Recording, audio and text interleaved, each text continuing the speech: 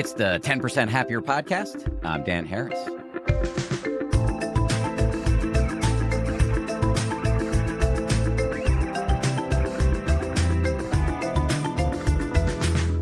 Hello, everybody. How we doing? Did you know which single mental attribute, according to scientific research, can make you richer, happier, healthier, smarter, more motivated, and more innovative? Confidence.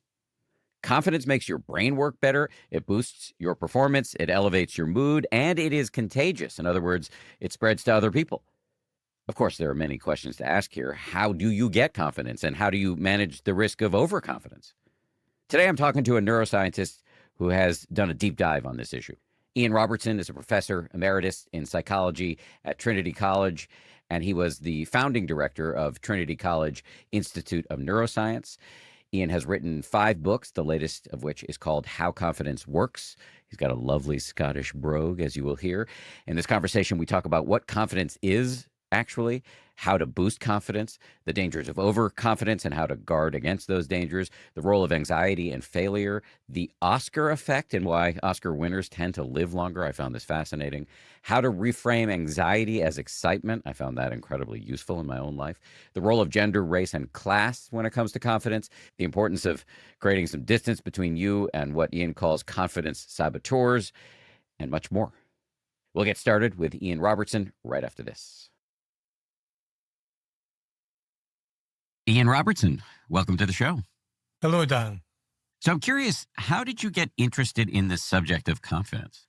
Well, 2 things. One, I wasn't a very confident young person. And second thing, my wife was a brilliant clinical psychologist, Fiona O'Doherty. The moment I met her, she said, there's one thing you can give a child. If you can give them confidence, almost nothing else matters. Of course, other things matter, but that's just so important.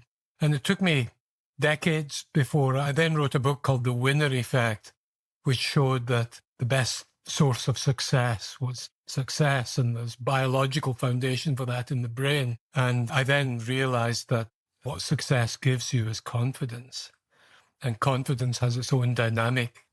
But the great news is it's something that can be learned, which is the good news for people who are less confident. Yes, and we'll get into how to learn it. But staying at a high level, just in these early innings here, how do you define confidence? Let me define it by saying what it's not, first of all, by saying it's not optimism. Optimism is the belief that things will turn out. Secondly, it's not self-esteem. Self-esteem is your evaluation of yourself, and that can sometimes cause more problems than it helps. The secret sauce of confidence is it's linked to action. It's linked to the action systems in the brain. It's a belief that has 2 components. One is that you can do something in a particular domain. And the second thing is that if you do that thing, the outcome you want is more likely to happen. So that's the can do and can happen. Confidence is essentially a stance towards the future that makes it more likely that the future you desire will happen. A stance toward the future that makes it more likely that the future you desire will happen. That's really interesting. So it's not irrational self-belief. It's not irrational hope. It's really something a little bit more nuanced and sophisticated. You're absolutely right. I could be as confident as I like. I like singing. That, I'm confident I could sing in La Scala in an opera, but unless that's based on some real past successes and some past achievements, I'll never be able to do that realistically. However, I can set goals for myself, and I can project into the future to targets I want to achieve that stretch me, that are not guaranteed to happen, but that could happen. Marissa Mayer, the first woman CEO of a major tech company, Yahoo, she said this about success. Success is about doing things before you feel quite ready. And that's true of confidence. Confidence bridges the uncertainty that's inherent in the future. So if we can be 100% certain that we can do the thing that we want to do, and 100% certain that that will generate the outcome, then you don't need confidence because there's 100% certainty of that happening. However, all events in the future have a degree of uncertainty. What confidence does is help you to bridge that uncertainty, to price in the uncertainty that's inherent in the future, and to deal with the anxiety that's inherent in facing an uncertain future outcome. You mentioned earlier that there are two strands to confidence: can do and can happen. Yeah. Can you go a little bit deeper into each of these? Yeah.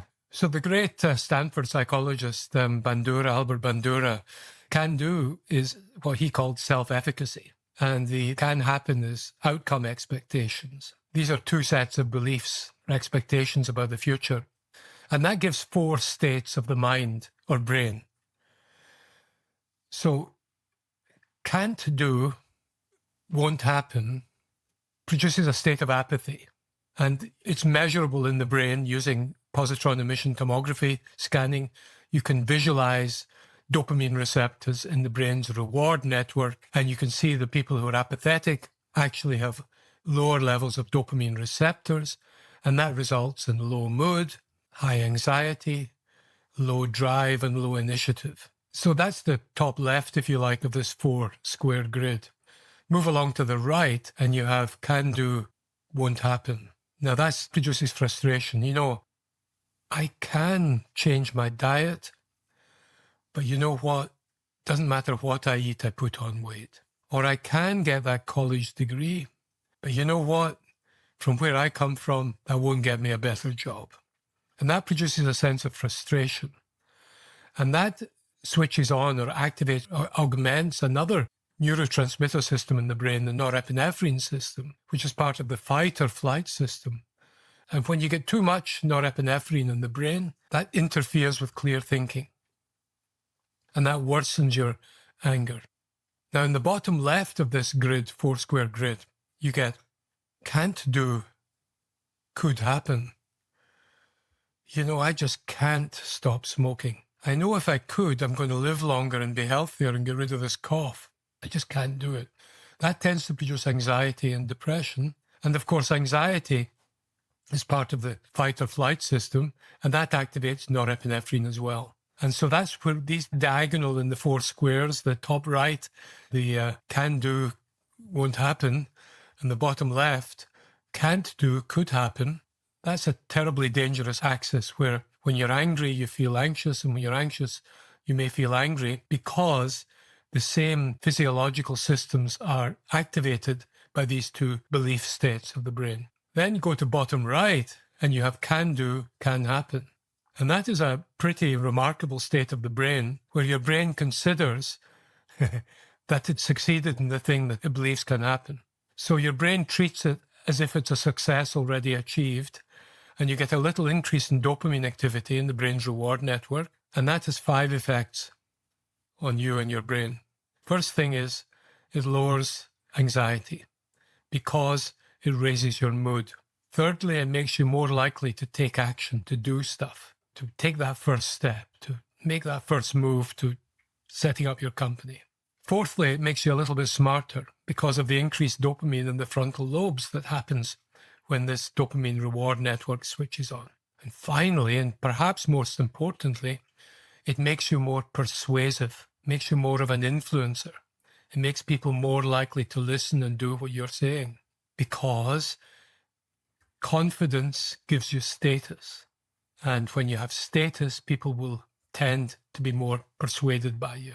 So that's why confidence is such a remarkable, critical, if you like, fuel for creating futures. And without confidence, we would have no civilization like we have here today. That collective confidence of humanity to come together to envisage technological, political, social, health states of the world that didn't exist, but which they had, because they believed they could happen, they worked towards and created them. No other species does this, imagining a non-existent future and working towards creating it.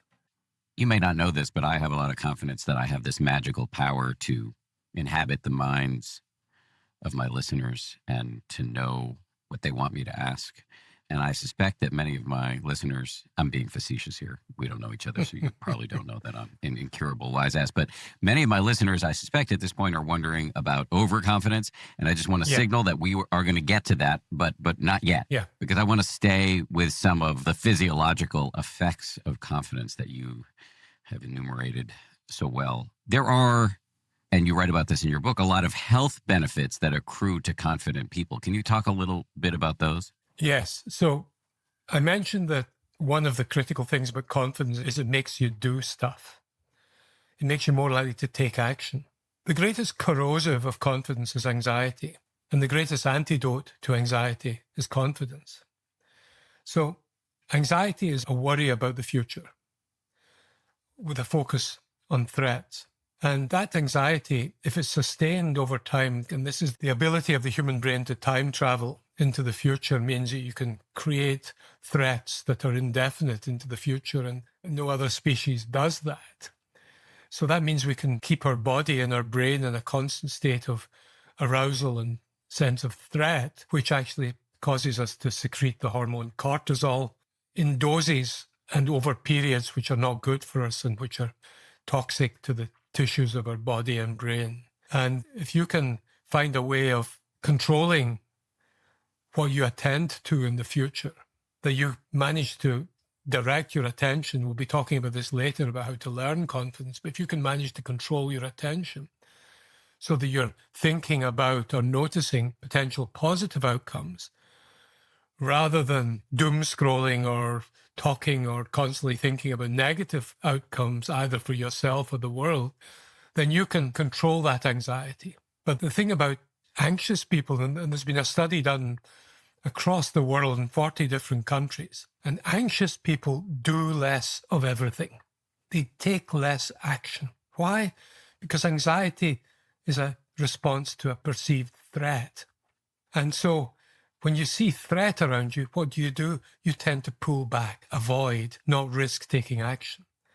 So the anxious person calls off that date. Doesn't say, I've got a headache, I can't meet you for dinner tonight.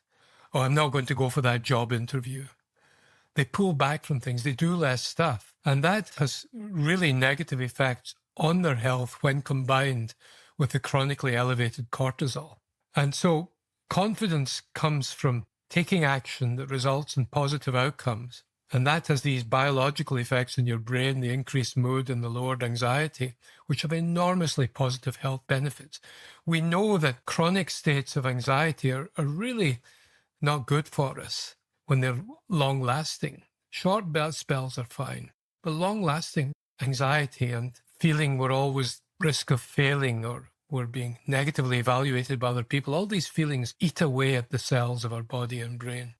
And that's one reason why, for instance, Oscar winners live on average 4 years longer than Oscar nominees. And that's got nothing to do with wealth and everything to do with being taken out of the rat race of competitive evaluation and being secure in that sense of a kind of golden ticket for you have made it, you're successful.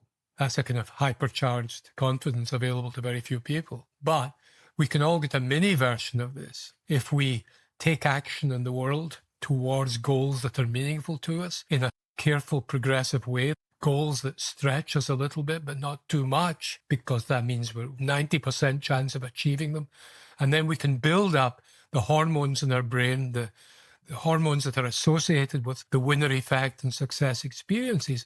We can build it up a state of our brain that makes future success more likely. And that has enormous health benefits on our brains. We cannot underestimate the sense of not achieving progression towards our goals, the negative health effects of that, and the positive effects that comes from having a strong sense of purpose.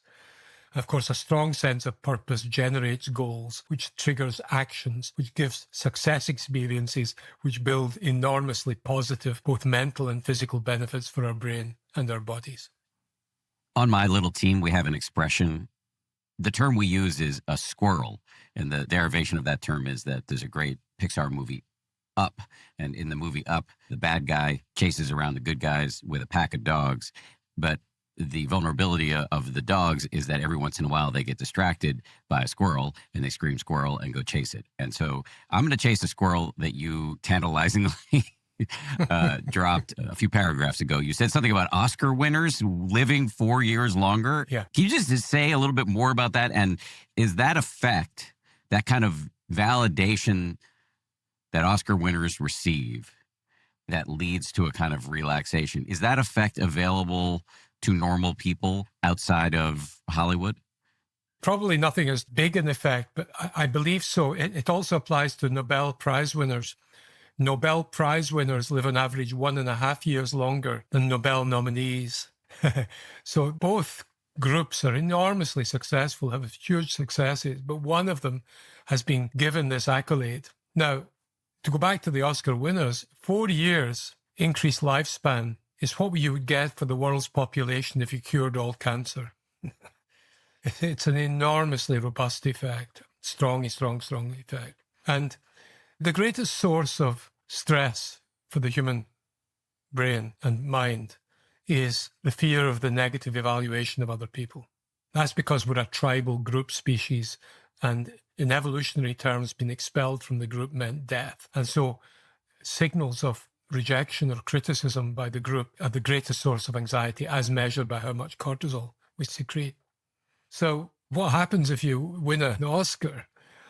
You almost buy yourself unlimited status. You're no longer just as good as your last movie. And similarly, the Nobel Prize winner is no longer just as good as her last academic paper, because almost the more successful you become as you rise in status, so the threats to that status can magnify and become greater and become more vulnerable. So you're being lifted out of the rat race, if you like. There's a few signal awards. I've only seen the evidence for this for Oscar winners and Nobel Prize winners. I'm guessing an Olympic gold medal might do something like that as well, maybe a smaller effect. But in terms of your question about we ordinary mortals, can we get a bit of that action? I think we can. And I think that's what authentic success that is built on our intrinsic goals rather than extrinsic goals. So we know that well-being is much, much higher in people whose motivation is intrinsic. That is, their main kind of values and motivations are to do with relationships, personal growth, health. Whereas people who are motivated by values that are primarily extrinsic, for instance, status, money, wealth, status, money, and power, they end up having lower levels of well-being worldwide.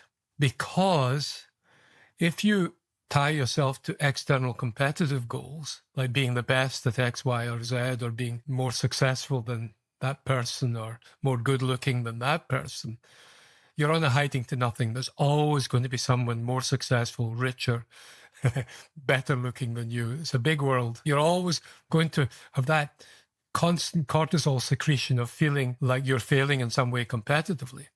Whereas when you tie yourself to intrinsic goals, these goals are your own. and they're not competitive. And so there's a security in that, particularly when they're anchored in values that are non-materialistic. So that buys you a happiness and that buys you a security. That's a small version, I believe, of the Oscar effect. And I think the Oscar effect works so amazingly because it's in the context of largely extrinsic goals of status, fame, money.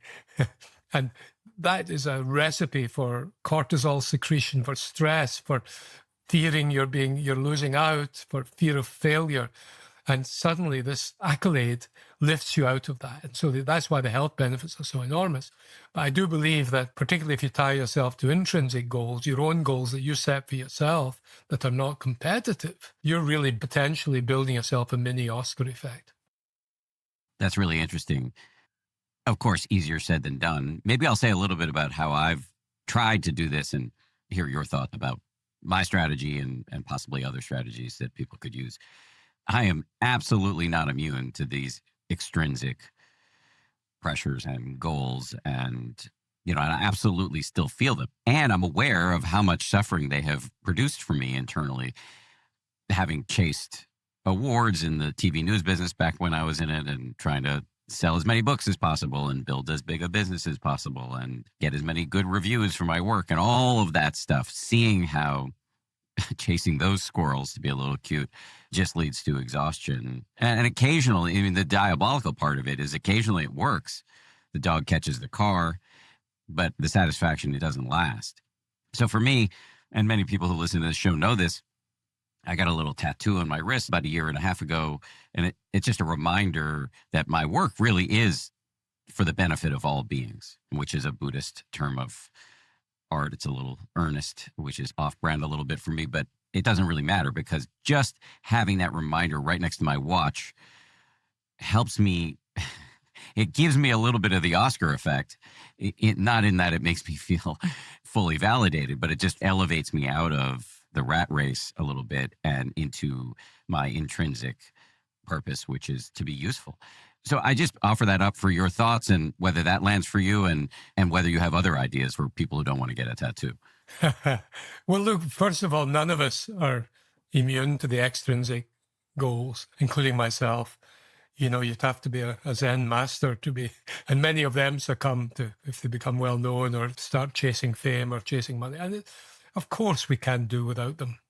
It's a question of what we prioritize. We have a number of values and a number of goals, and we don't just focus on one thing. But in terms of what you said with your tattoo, which I think is a lovely story, Dan, the thing that really most of us spend our lives doing is unconsciously is warding off that glimmering awareness of our own mortality, the kind of fear of extinction. And a lot of people spend a lot of time trying to build some illusory tower and protect them from that, and no one yet has. And the illusion that great wealth or great fame will somehow buy you immortality and great power. And many people succumb to that delusion and distort their whole life going for these things in order to ward off the fact that they will die. However, that little tattoo on your wrist is essentially about an affirmation of a core value for you, which is that sense that your work is for everyone. Of course, we're all doing it for our egos to some extent, but there's a sense you're doing this because you believe this will benefit to a much wider group of people. Very important value. Now, the great thing about values are eternal in the way that the human self is not. Values don't die. Human beings die, but values don't. So if you can disengage yourself from your own self, from your own ego, from that slightly illusory phenomenon that we call the self, if you can kind of have a bit of a detachment from that, not completely obviously, and bring to mind your values as you do whenever you look at your watch, the scientific evidence that has enormously beneficial effects. It reduces activation of the amygdala, the emotion arousing center in the brain. It increases activation in the prefrontal cortex and the bits that have to do with self-reflection. So affirming your values and escaping from values that are like the hamster wheel of building status and ego, escaping from them into more eternal ones. Essentially, you're moving towards a kind of immortality because yourself, it's your values, and values go on forever. And that definitely is, as you suggested, that kind of mini Oscar effect. That's so interesting. Values as a path to a kind of immortality. And values will play a role in our discussion about how to learn to be confident. And we've been teasing the audience with with the notion of actually diving into that. So let's do it. How do we boost our confidence, especially in a world that seems to militate against confidence by, throwing us into a constant state of comparison, et cetera? Yeah. So let's start with one critical thing, which is what we pay attention to. What we feel and what we do depends largely on what we pay attention to. And so if you can control your attention, you can control your feelings and your thoughts to some extent. And that's why mindfulness is such a powerful method, because mindfulness is, to a large part, attention control training. That's what it was first called by John Kabat-Zinn when he first, if you like, secularized some of his practices. It was called attentional control training. So let me give you a little example of the role of attention in anxiety and therefore in confidence, because anxiety is the greatest corrosive of confidence. As a mature student, I finished my PhD and I was giving the first presentation of the data from my PhD to quite a small audience, but a prestigious audience. And it was my first outing and I was very nervous. And as I started to present my data, there was a very distinguished Oxford professor in the front row, and she started to shake her head and frown. And I couldn't keep my eyes off her. And my anxiety increased and increased. I started having these thoughts about, oh, this is a disaster. My academic career is finished before it started. This is all rubbish. By the end of this, it was only a 20-minute talk. I was a wreck. And then one of her students came up to me and said, are you an MD? And I took that as a criticism because it implied that I wasn't a good scientist, that explained my poor... So I really was in a very upset state. Turned out that professor was going through a bad time and she was having actually a very severe illness, and her shaking her head really hadn't anything to do with my presentation, because I gave the presentation later to other people. It wasn't Nobel Prize stuff, but it was not bad. And what I learned there was this primitive tendency we have when we feel under threat to become hyper vigilant for other signs of threat. So our attention systems become like Patriot missiles, just looking to shoot down or to detect potential threat. The whole attention system becomes a spotter system for bad things happening. And the same thing happens to our memory system.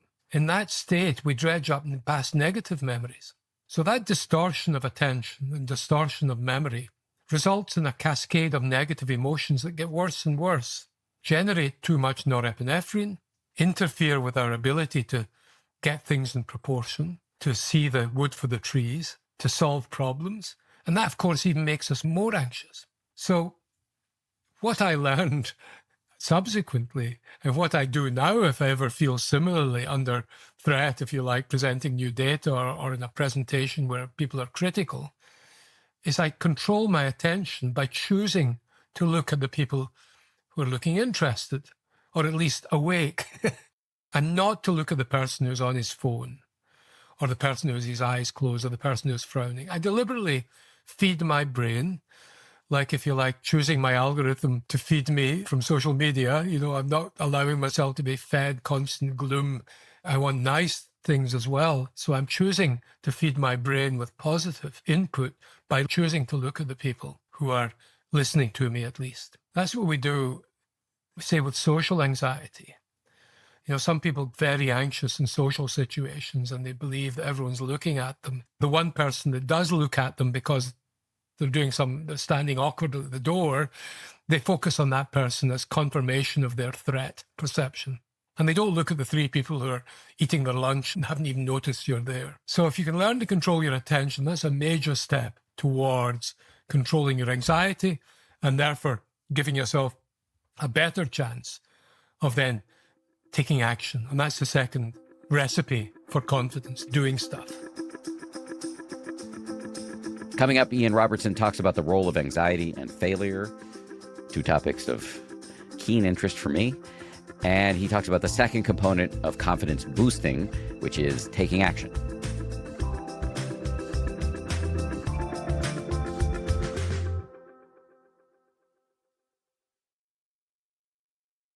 Before we get into taking action, because I have a lot of I want to discuss with you in that regard, let me just stay with this controlling your attention. I'm imagining two things at the same time, and you can bite on either one of these hooks as I dangle them here. One is that some people listening might be like, well, how do you actually do that? How do you actually control your attention? And if you do focus only on the positive, are you in a state of denial? And then the second thing that's coming up in my head as I listen to you talk about, managing your attention in this way is that a gratitude practice, whether through journaling or just, as I do, listing a few things that went well that day in my mind as I'm preparing to fall asleep, that might be a way to manage your attention. So any response to the foregoing? I think these are great examples, Dan. Running over what you're grateful for that day is actually choosing to pay attention to positive things. And similarly, that's why one of the incredibly positive effects of keeping a diary, because you're actually recording things that happen during the day, many of which will be quite enjoyable. And the trouble is we tend to forget them unless we pay attention to them. And we maybe focus on the one big negative thing that happened, the bad conversation we had with a colleague or with a partner or something, that clouds our memory for the day and the week and means we don't notice or remember that actually most of the week, most of the day that was a great cup of coffee I had. I'm not in hospital. I have that friend, I really enjoyed that beer after work. So that gratitude practice is a great example of controlling your anxiety, as is journaling, keeping track of the small things, particularly in your life. And it's the small things that generally give us happiness much more than the big things. And yes, the thing is about if you're in a state of anxiety, it's very hard to have the mental resources left over from the anxiety to actually think about what you're thinking about or think about what you're paying attention to. And that's why you have to practice it offline when you're not anxious. These are habits you have to practice hundreds of times before they become automatic. And once they become automatic, then when you're in an anxious state, they're more likely that you will do them, and that will be more likely to bring down your anxious state. And I'll just give you one more example of something you can do to control your attention, and that's using your breathing. So if you breathe in to the count of 4 and out to the count of 6, and do that a couple of times, you feel different after you do that because you've changed the chemistry of your brain in a critical attention center. There's a part of the brain called the locus ceruleus, deep in the middle of the brain, which is the only source of norepinephrine, which is part of the fight or flight system. And the locus ceruleus is chemosensitive. It responds precisely to how much carbon dioxide is in your blood. So as you breathe in and out, the chemical composition of your blood changes, and so does the firing of the locus ceruleus. And when you breathe in this slow way, particularly breathing out for longer than you breathe in, you reduce the norepinephrine release in your brain, which lowers your anxiety and makes your thinking clearer and allows you to pay attention more accurately and be less hooked on to the negative threat signals that otherwise will escalate your anxiety. That's really helpful. I did it while you were speaking. Always works. Okay, I interrupted you earlier when you wanted to move on to another way in which we can learn or boost our confidence, and it is taking action. Yeah. Take it away, Ian. So the great Persian Afghanistani poet Rumi, 13th century, he said the path only appears with the first step, which is such a profound, profound statement. Because in much of our life, there's a big uncertainty in the future. We don't quite know. Yes, sometimes we can set goals that we've got a 90% chance of achieving. But sometimes there are periods in our life where actually it's not quite clear what goals we should set and what we should or should not do. And the risk there is that makes us anxious and makes us hold back and not do stuff. What Rumi says is sometimes you just have to take that first step, and only taking that first step will change your perspective. It will lead you somewhere different, where you might have a different perception, a different thought. You will see something, you will hear something, you will meet someone, which you would not have done had you not taken that first step. And that's, again, part of the secret sauce of confidence, is doing something in spite of uncertainty, in spite of anxiety. And just the mere act of taking action can give you a sense of success, because I did this in spite of the fact that my body was telling me I didn't want to do it because I was so anxious. I did it by setting a goal that I call an internal goal. Sometimes in the external world you don't have enough control over it. So you have to turn inside yourself and say, I'm setting goals for myself that are internal. I'm going to see if I can do that thing, go into that social situation, even though I don't feel like it. I'm going to set myself a goal of doing that, even for 5 minutes, for 10 minutes. And setting the goal sufficiently well so that if you do it, you get a sense of success, you get a little surge of dopamine, which is a natural antidepressant when that happens, mini antidepressant, and lowers your anxiety and gives you that sense of moving forward. So that's why the confidence depends on action. It's linked to the action systems of the brain. And anxiety does the very opposite. So doing stuff in spite of feeling anxious actually is a huge source of confidence, because you're mastering adversity, you're mastering yourself. There are ancient Buddhist and other practices to do with mastering yourself. Well, anxiety is one of the greatest challenges to mastering yourself, and you can do it. You have to take action. Small goals stretch you a little bit. And sometimes that's about taking action for its own sake. If things are tough in your life, if you're a bit, don't quite know where you're going, take a step. Do what Rumi said, and you will see, meet, smell, hear something that you would not have done had you not taken that step. Okay, some follow-ups on this. First, as somebody with panic disorder, I'm quite familiar with exposure therapy, which is where you do the shit you don't want to do, face your fears, in my case, claustrophobia. So, riding elevators, going on airplanes, even though every cell in my body is telling me I don't want to do it. And there's enormous satisfaction when you do it. You do gain confidence that you can do these things. That being said, and I suspect you'll agree with this, but I'd be curious to hear your thoughts. It's important to, and this goes back to your goal setting notion, it's important to proceed slowly and systematically so as to not overwhelm the system. So not like going from treating your claustrophobia to, hopping in the trunk of somebody's car or into a coffin or something like that. Would you agree that you want to proceed cautiously? Absolutely. I mentioned norepinephrine and dopamine, two of the brain's neurotransmitters. And both of them have sweet spots. Too little or too much and your brain really underperforms. There's a sweet spot in the middle that's you get optimal performance. And the same is true for goal setting. Goal setting is just so important. Focuses your attention and increases the chances of success experiences that build the winner effect.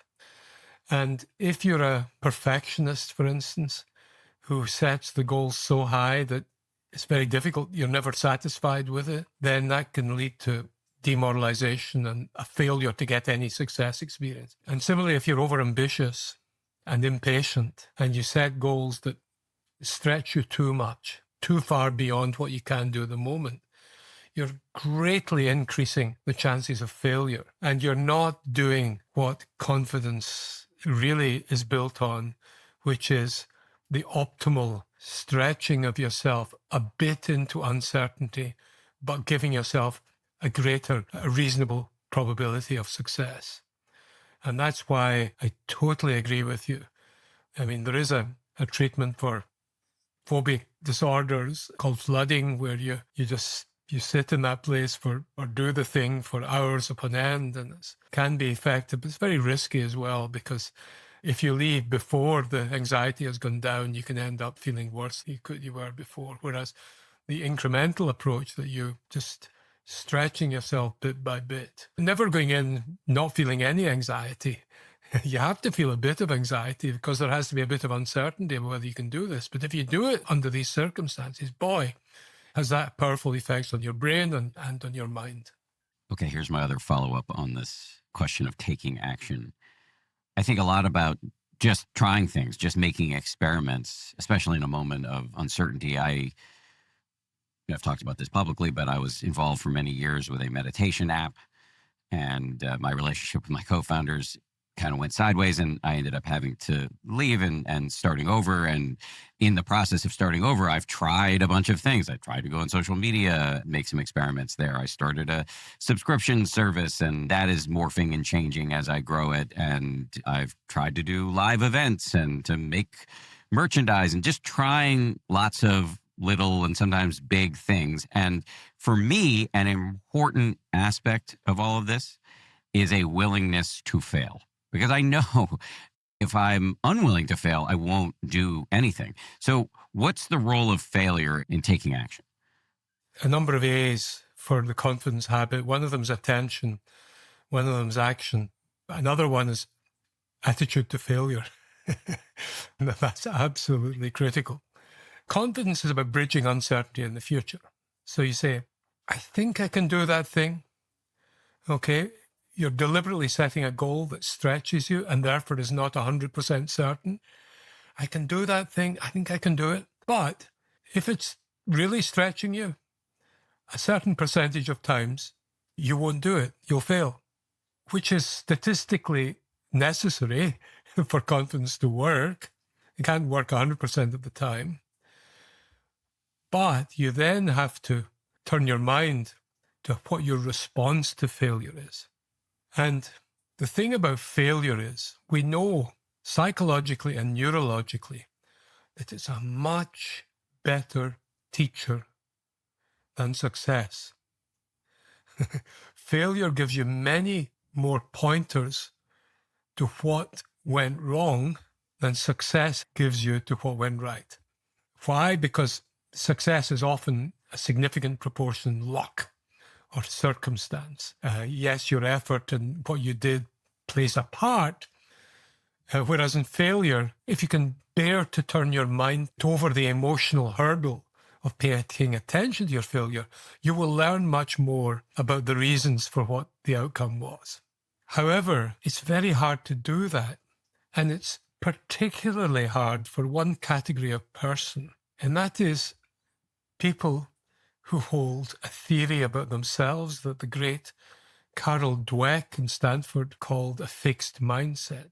So if you have a theory of yourself that says either, could be I'm very clever, it could be I'm very anxious, it could be I'm a person who can't learn, or it could be I'm not musical, or it could be I'm not social. If you have a big I theory about yourself that categorizes you, with the implication is that it's kind of fixed by your genetics or your upbringing, that mindset makes it very hard to deal with failure. Either the failure confirms a negative mindset. Yeah, I knew I was stupid. I never thought, how could I do that? I know I'm stupid. Or I know I'm anxious.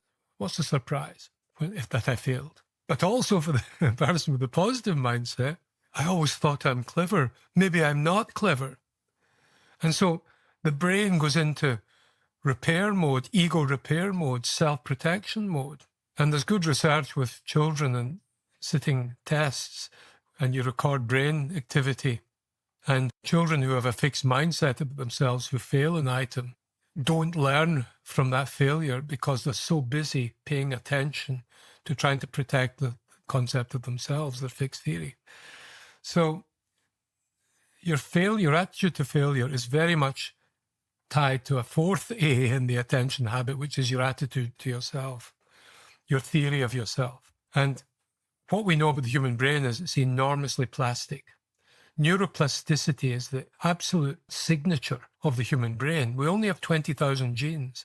These cannot possibly specify for all our behaviors.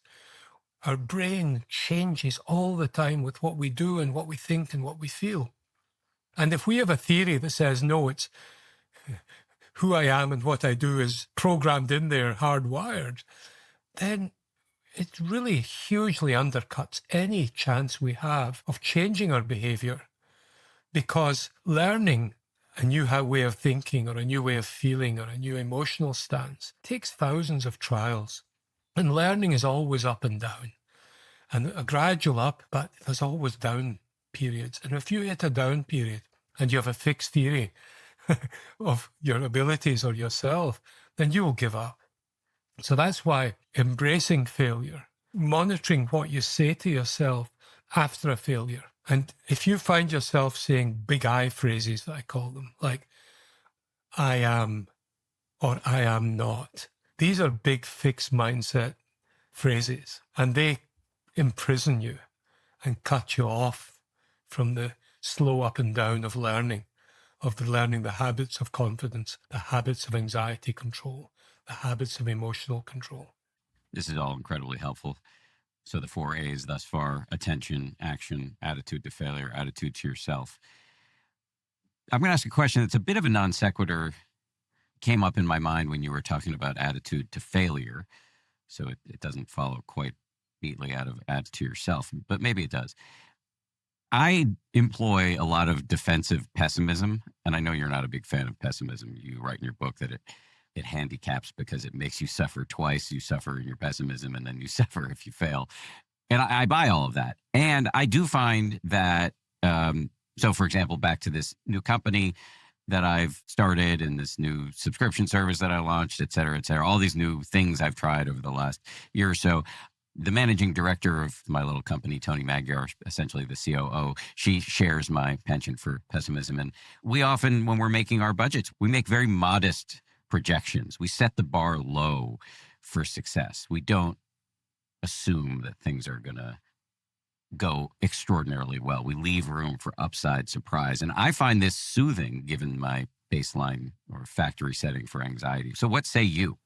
All human lives are defined by the balance between two primitive forces, and all animal lives are as well. And that is between appetite or approach, going forward for the reward, and avoidance, pulling back to reduce the risk of punishment. And that's a primitive wiring in all mammals' brains and all reptiles' brains as well. Going forward for reward or pulling back from punishment. And the world is complicated. The threats are real. And if you didn't have a reasonable balance between these two opposing forces, you wouldn't last very long. However, these actually are instantiated to some extent in the two halves of the brain, with approach, goal setting and approach, and future orientation being more associated with left prefrontal cortex, and the perception of threat and avoidance being more right prefrontal cortex. And the two halves of the brain constantly tussling against each other, trying to inhibit each other. And in the normal, healthy human brain, the non-depressed person's brain, there's always a slight advantage for the approach system over the threat system. We're slightly more overconfident than crude statistics of the world would allow us to be. And no one would start up a company, Dan, like you have. No one would start up a company if you weren't slightly more optimistic than statistics allow. That's healthy overconfidence. And it's absolutely vital for humanity that we have that capacity to project ourselves into a future where maybe the statistics aren't fully in line with that. Now, because confidence works so well, and because healthy overconfidence has these effects, antidepressant, anti-anxiety, makes you a little bit smarter, makes you more likely to take action, and gives you status and influence. Because that works so well, you're actually more likely to multiply and get success. And of course, success, like confidence, is exponential. Small achievements build bigger and bigger and bigger, like compound interest. So it's very likely that if you really are confident this way, you will become successful. And the risk then is that you become overconfident. And this happens to whole economies. It happened in 2006-07 on Wall Street, where all the traders then could think of was bonuses and huge profits. There was inability even to remember past crashes because the memory systems and the attention systems were so inflated, so biased towards approach, appetite, reward. And what happened then is, of course, in millions of brains of people in the financial system and individuals taking mortgages, was the threat perception circuits of the brain were inhibited because of the dominance. And so you got this diminution of the ability to even remember risk, past negative downsides, to remember what the risky situations were. And with that, you get other changes in the brain linked to the right frontal cortex to do with self-awareness, to do with empathy. All of these things get diminished when you overinflate the left dominant, confidence-oriented parts of the brain, and that's where you get into overconfidence. So it's this delicate dance we have to do. And you know what? If I was starting a business, Dan, I'd do exactly as you said. I mean, that's appropriate husbandry of our brains, is to motivate ourselves to go, yeah, we want to wash our faces, we want to survive. So we're forecasting a cautious small profit, and let's let's be delighted if our actual financial outcome ends up better than that, because the brain loves being surprised. The reward system loves unexpected, unpredicted rewards. They love them. That switches on the dopamine system much more than rewards that were certain. Okay, so what I'm calling defensive pessimism is probably not the right terminology from your standpoint. What I'm calling defensive pessimism, you're really saying is just avoiding overconfidence. Exactly. I have the confidence to start the business, but I'm not so overconfident as to assume it's going to be $1 million business tomorrow. No, you're doing very, very finely tuned goal setting that takes into account not just potential upsides, but potential downsides. You're setting goals that stretch you because you're saying, my business can survive. That's a pretty important goal. So it's not that you don't have confidence, it's not that you're not optimistic, but you are appropriately constraining that and just having just the right amount of mild overconfidence, if you like. And that's a bit like overcoming your claustrophobia. It's a thing to do it incrementally and carefully. Coming up, Ian talks about the dangers of overconfidence and how to guard against those dangers, how to reframe anxiety as excitement, the role of gender, class, and race when it comes to confidence, and the importance of distancing yourself from confidence saboteurs.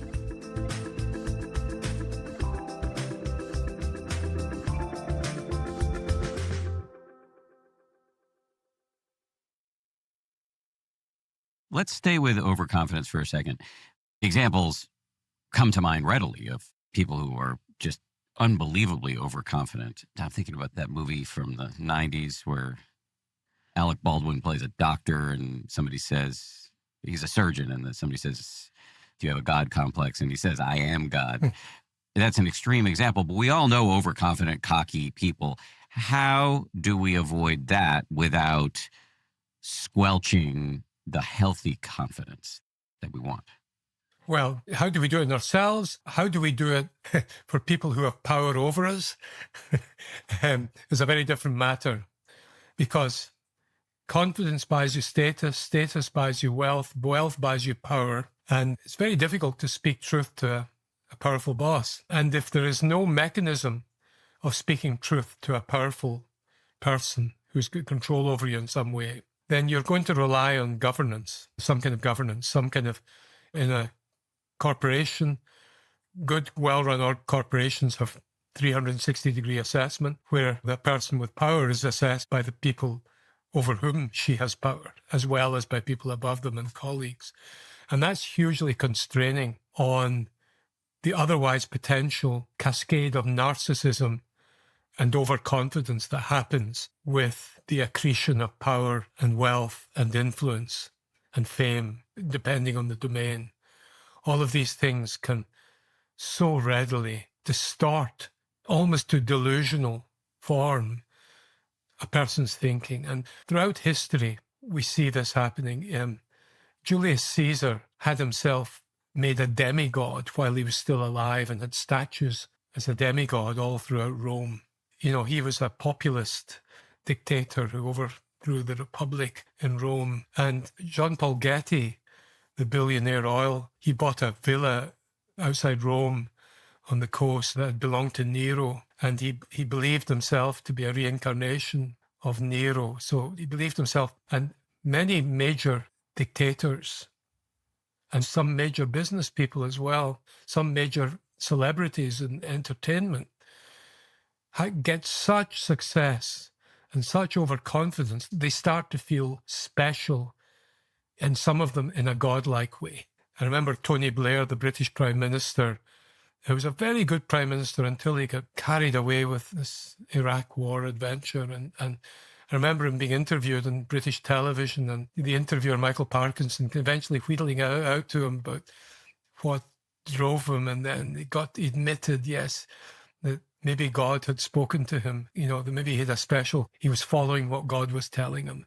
So this relationship, you have such success or power or wealth or fame that you feel, I must be so special. I'm not just like ordinary human beings. I'm godlike. And that is culmination of a kind of deluded narcissism.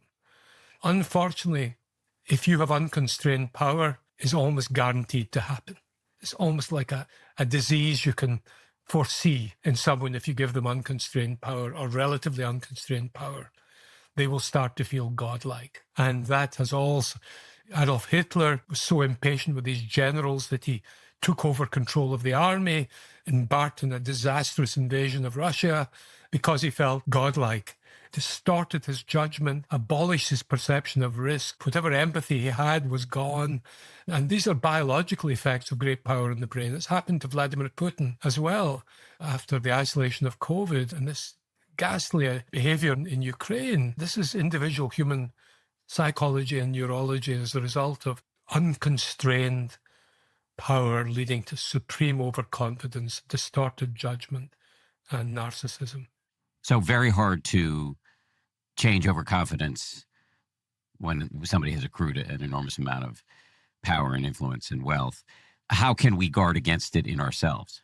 Well, in ourselves, mindfulness, I don't want to become too much of an advocate for mindfulness, but I mean, it's a very powerful method. And what mindfulness does is to make you detach yourself, disengage a little bit from your own ego and realize that you are not your thoughts, for example. That there's this beautiful capacity of the human brain to watch itself watching and think about itself thinking. And if you can just decenter a bit from the striving and the hungers of the ego, if you can really do that, that's a potential, significant, not guaranteed, but can moderate the risk of overconfidence. And the other is to really build self-awareness. And that's where journaling is so important. And that's where things like gratitude practices that you talked about before, about there's a very interesting study of obituaries done in New York Times obituaries. And when they got people to evaluate the human beings whose obituaries they read, now most of the people they'd never heard of, so they weren't people they knew about, but they were asked to do a kind of evaluation of the people whose obituaries they read. And what they found was none of the earthly accomplishments of the dead people figured in the evaluations of the readers. Only the predominant features that led them to think of the people as being good or bad people were their moral qualities, rather than their business or scientific or medical, whatever they were. It was their moral qualities that led the readers to say, yeah, I would rank this person high as being an admirable person. To the extent that we can define our values, our morals, and make them conscious to ourselves, that too is a potential antidote to getting too narcissistically involved in one's, whatever it is, looks, intellect, wealth, or whatever it is. So we've come back to values. In your book, you talk about values as being useful in learning or boosting confidence. So we just talked about values as a way to mitigate overconfidence, but how can values be a source of healthy confidence? Mainly by anchoring the ego in something bigger than itself, and so by making it feel less under threat. So Deci and Ryan, brilliant psychologists, University of Rochester, they developed this method called self-affirmation, which is where you get someone to identify what their core values are, and then to spend a couple of minutes writing what these values are, why they hold them, and what they mean to them. So it's just an exercise to bring to mind this kind of, what do I stand for? And then they would present people who had either done this exercise or not with various types of ego-threatening messages. And they looked at brain imaging using fMRI, and they found that the people who had taken a few minutes to affirm their values were less ego-threatened by these messages, as measured by the amygdala activation in that amygdala fear and anger emotion center in the brain, and also had different pattern of activation in the middle of the prefrontal cortex where we do self-reflection. That really is a pretty powerful antidote to anxiety, a particular kind of anxiety, which is the fear of negative evaluation by other people. I mean, we really are a group species. And we're just constantly looking over our shoulder to see what other people are thinking about us. And we're spending enormous amounts of effort and money and everything to try and maintain a good image of ourselves in the eyes of other people. And that's a huge source of stress, huge driver to our behavior. Whereas if we can just relax a bit out of that, I say, I don't really care what other people think of me. My values are my relationships with my family, or my values are my integrity, or my values are my professionalism, or whatever it is, that it gives you this security. It generates these intrinsic internal goals that give you satisfaction and success, irrespective of what the competitive environment is.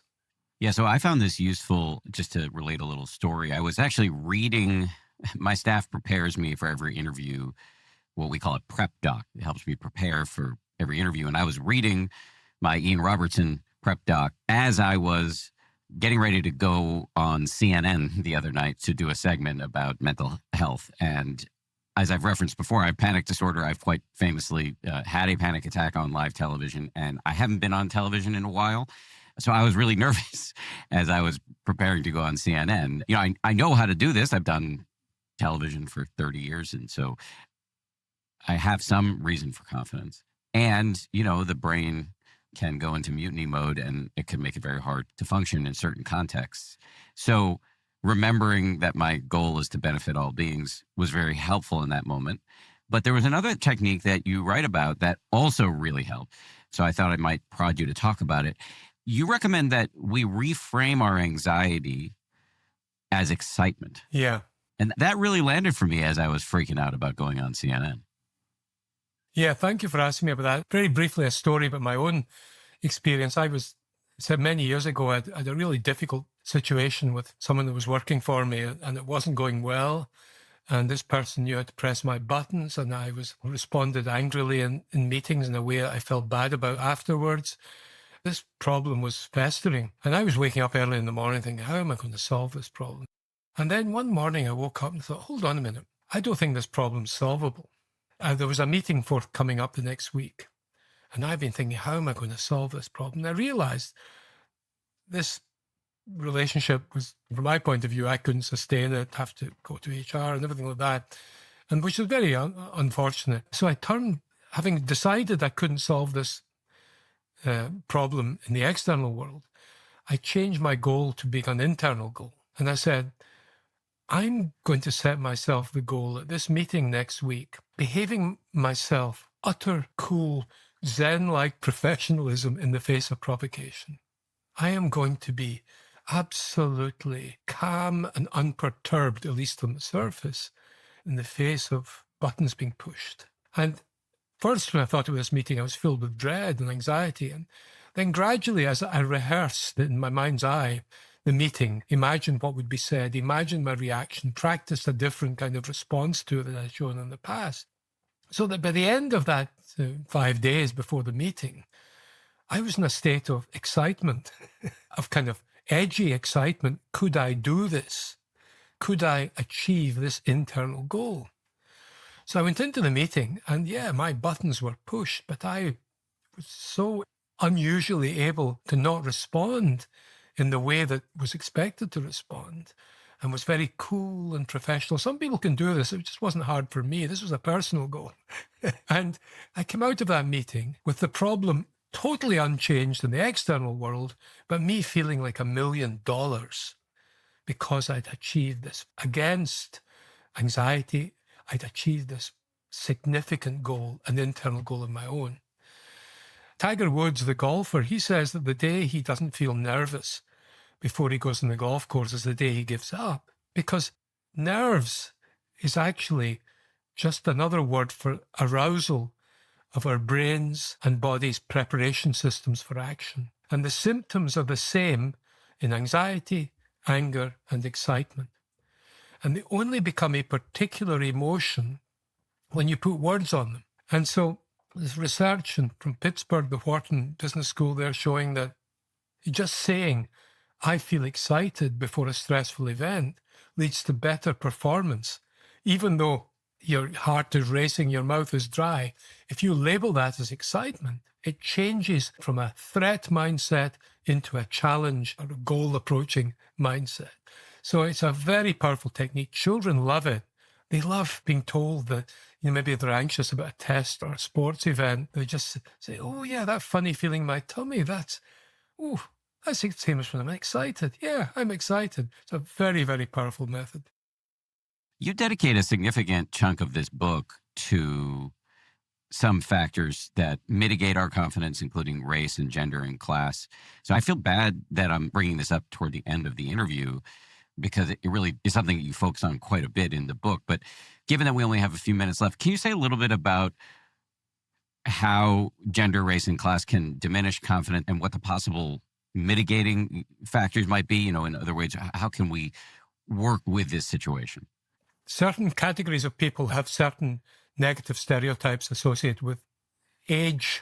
Involves a set of preconceptions about what older people should do. Gender, sex has the same. Supposedly women are poorer visuospatial abilities than men, for instance. And that negative stereotype, say in women, has led to a much smaller proportion of women doing engineering or subjects in university that would require visuospatial thinking. But actually, research shows that it's not a genetically determined difference in visuospatial processing. It is largely because if you tell a woman who's aware of this stereotype that they're being tested for their visuospatial ability, then immediately part of their brain, part of their attention circuits are going to be thinking about, oh my goodness, am I going to fail? I'm going to do badly on this because I'm a woman, which actually takes away from the computational powers of the brain necessary to do the task. If the study showing if you give women 20 hours playing Medal of Honor, a fighting game that men play much more often but requires complex visuospatial skills, women will catch up with men in their visuospatial ability. So sex, race, age, disability, height, look, there's all these categories of people who, if they absorb the negative stereotype, which is very difficult not to, the moment that stereotype is activated in your brain, it's the opposite effect of self-affirmation. It becomes something that requires you to pay attention to it, something that raises your anxiety, that increases norepinephrine, and interferes with the very cognitive capacities required to do the task. And so you get incredible negative self-fulfilling prophecies, the opposite of confidence, by the corrosive effect of negative stereotypes being sometimes quite unconsciously internalized in the brains of the stigmatized or stereotyped group. And I know from reading interviews with you that you were surprised by the extent to which this would become a salient issue in researching and writing the book. Just to come back to it in our remaining moments here, if a listener to this is a female or from a marginalized racial or ethnic group or is elderly, what are the ways to work around these depressors of confidence? Try and avoid saboteurs. If you've got colleagues or friends or people in your family who are sabotaging you in some way, distance yourself, or at least find ways of orienting your relationships to people who support rather than sabotage. The other thing is to behave, to fake the trappings that counteract the stereotype. And so if it's age, for instance, just avoid dressing old, avoid stooping, try and mimic the external features as if you were younger. And women, don't allow yourself to be browbeaten in a meeting. It's much less likely to happen in the USA than it is in Europe, but don't allow yourself to slip into the dominance relationships that many men try to impose on women, sometimes without either of them being fully conscious of it. But American women have learned to do this much better than European women have on average, and that is revealed in many of the fact that American women suffer much less of a confidence gap than, say, Irish or Scottish or Italian women do. This has been such a fascinating conversation. And just to say on this issue of confidence as it relates to race and gender and class, while we did not get to do a fulsome investigation in this conversation, I have done interviews on imposter syndrome and related subjects that I will post links to in show notes. Ian, before I let you go, would you please remind everybody the name of your book, the new one, and maybe some of the previous ones that you've rinsed? And, is there a website we can learn more about you? Please plug everything. Thanks very much, Dan. It's been a pleasure talking to you.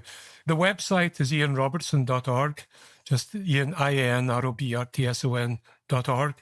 The last book I wrote is called How Confidence Works, The Neuroscience of Self-Belief. It's published by Penguin. It's available on Amazon and other bookshops.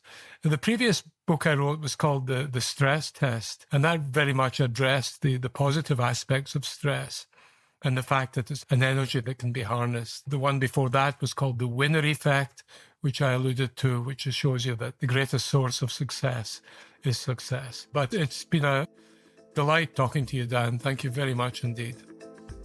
That's exactly the word I would use, delight. Ian, thank you very much. Thanks again to Ian. Really great to have him on the show. It was great to talk to him. If you sign up at danharris.com, you will get a cheat sheet of this episode right in your inbox, which includes key takeaways, time-stamped highlights, and a full transcript. Much more going on over at danharris.com, so come join us. Before I go, I just want to thank everybody who worked so hard to make this show. Our producers are Tara Anderson, Caroline Keenan, and Eleanor Vasili. Our recording and engineering is handled by the great folks over at Pod People. Lauren Smith is our production manager. Marissa Schneiderman is our senior producer. DJ Kashmir is our executive producer. And Nick Thorburn of the band Islands wrote our theme.